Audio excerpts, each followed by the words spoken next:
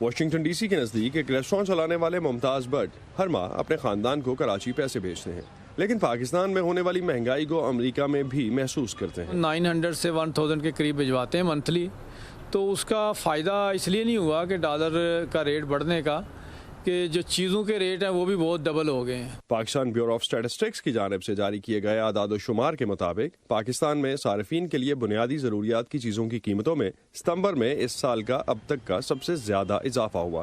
ستمبر میں consumer price index میں 11.4% کا اضافہ ہوا۔ ادھر پاکستان میں جن خاندانوں کا انحصار بیرون ممالک سے آنے والے پیسوں پر ہے، ان کے خیال میں مہنگائی کی وجہ سے اب انہیں زیادہ رقم کی ضرورت پڑے گی۔ زیادہ ڈالر بھیجنے پڑیں گے، کیونکہ جب آپ کا ₹1,00,000 ایکسپینس ہے تو اب وہ آپ کا 1,20,30,000 روپے ایکسپینس ہو جائے گا، تو اس کو میٹ کرنے کے لیے آپ کو اتنے زیادہ ڈالر چاہیے ہوں گے۔ پاکستانی معیشت چونکہ ایک درآمدی معیشت ہے، تو جب بھی روپے کی قدر ڈالر کے مقابلے میں کم ہوتی ہے، اس کا نتیجہ اکثر ملک میں مہنگائی میں اضافے کی صورت میں نکلتا ہے۔